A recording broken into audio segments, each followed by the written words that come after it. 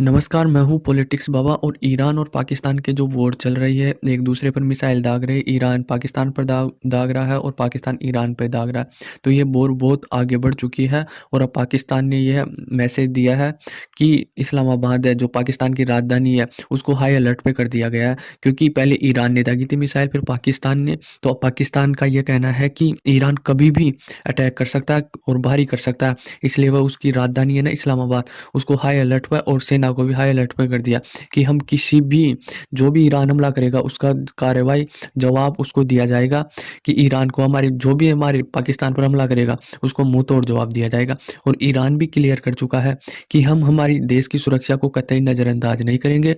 यदि हमें सेना का प्रयोग करना पड़े, जमीनी थल सेना का प्रयोग करना पड़े, हम वो भी करेंगे। तो दोनों देश ही एक दूसरे के खिलाफ हो चुके हैं और दोनों देश ही एक दूसरे पीछे हटने को तैयार नहीं है।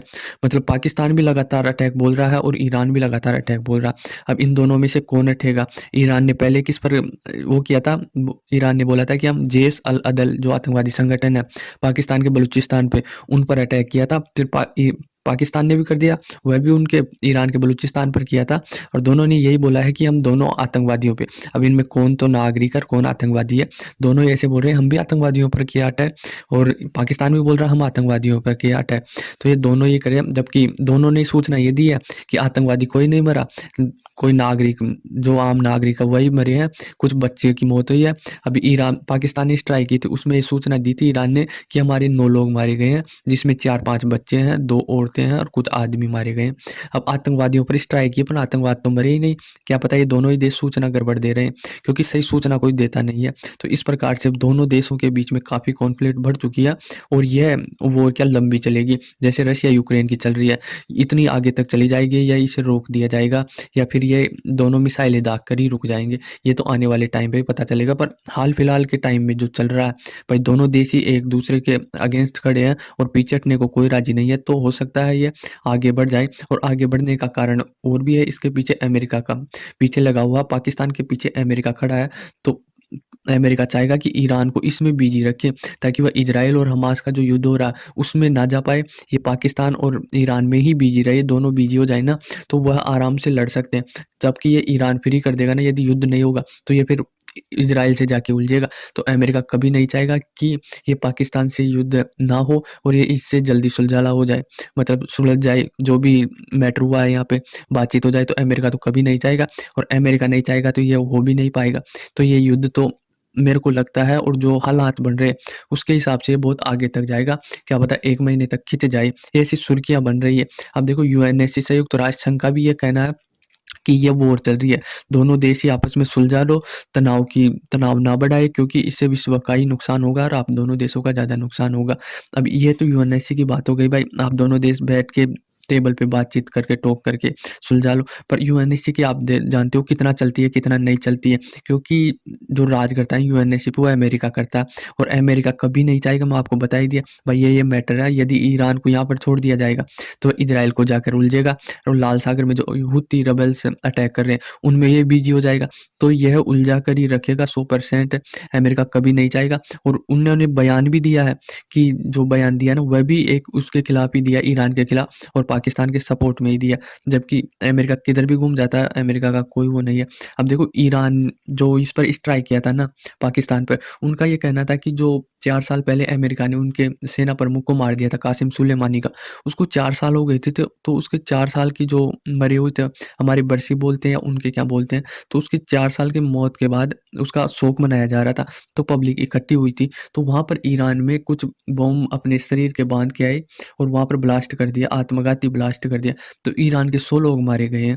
अब वह ईरान उसका बदला ले रहा है, कि जो इराक, सीरिया, इसमें भी उन्होंने बमबारी की थी, क्योंकि उनके जो खुफिया एजेंसी है उनको वो पता लगा था कि जो ब्लास्ट हुआ वह इनमें इनका हाथ है, और जो ब्लास्ट हुआ जो पाकिस्तान के बलूचिस्तान में, वो ये जैश अल अदल, इन आतंकवादियों का भी इनमें हाथ है। तो ये सुरक्षा, ईरान ने कहा कि हम हमारी सुरक्षा को कतई नज़रअंदाज नहीं करेंगे। तो इस कारण वह 100 लोग मारे गए थे ना, उनका बदला लेने के लिए ये फायर किया था, मिसाइलें दागी थी, कोई आम नागरिकों के ऊपर नहीं दागी थी।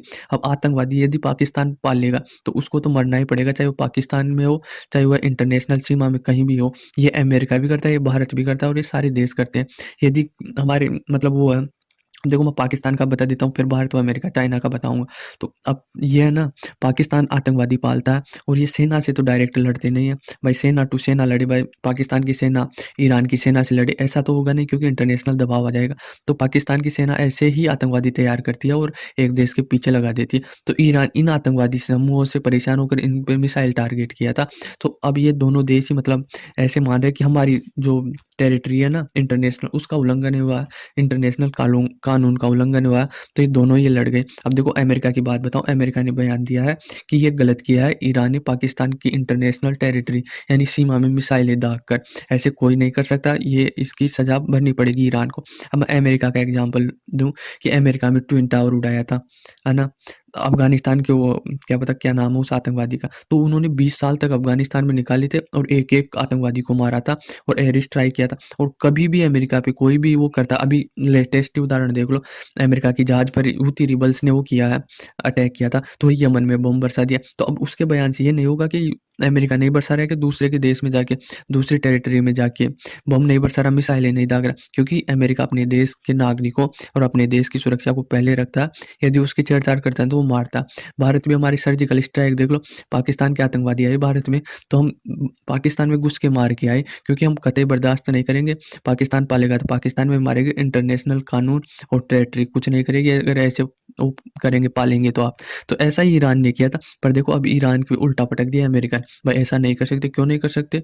कर सकते हैं। चाइना दोनों न्यूट्रल है भाई, तुम दोनों हमारे देश आ जाओ, बीजिंग आ जाओ, दोनों बातचीत करो बैठ के, हम आपका वो करवा देंगे फैसला। अफ़गानिस्तान ने भी कुछ बोला है कि हम दोनों को शांति चाहते हैं। अब मैं ये बोल रहा हूँ अफ़गानिस्तान को, भाई तुम दोनों तो कर लो पहले, पाकिस्तान और अफ़गानिस्तान, ये दोनों ही नहीं कर रहा है, तो ये वॉर आगे बढ़ने वाली है, बहुत आगे जाने वाली है। जो अमेरिका पीछे लग गया है ना, पाकिस्तान को सपोर्ट करने लगा है, तो पाकिस्तान तो कहीं नहीं मानेगा, कभी नहीं मानेगा, क्योंकि उसके पास एक बैकबोन खड़ी है, तगड़ी पावर खड़ी है। अब जिसके पीछे भी अमेरिका खड़ा हो जाता है ना, वो बहुत पावरफुल हो जाता है, चाहे आगे कितना ही छोटा देश हो, कितना ही कमज़ोर हो, पर पीछे अगर अमेरिका खड़ा है, तो फिर अब इसको ही पीछे हटना पड़ेगा ईरान को। ईरान यदि नहीं हटेगा तो ये वॉर बहुत लंबी चलेगी। तो ये अमेरिका भी चाहता है और भारत तो दोनों के पक्ष में नहीं है, मतलब ईरान के पक्ष में है कि ईरान ने सही किया, क्योंकि देश की सुरक्षा पहले है। ईरान ने सही टारगेट किया इस आतंकवादी संगठन को, और भारत कभी भी सपोर्ट नहीं करता आतंकवादियों को, चाहे ईरान के हो, चाहे पाकिस्तान के कहीं और के हो। तो आई होप आपको समझ में आया होगा, यदि कोई अपडेट आती है तो मैं ज़रूर दूँ। धन्यवाद।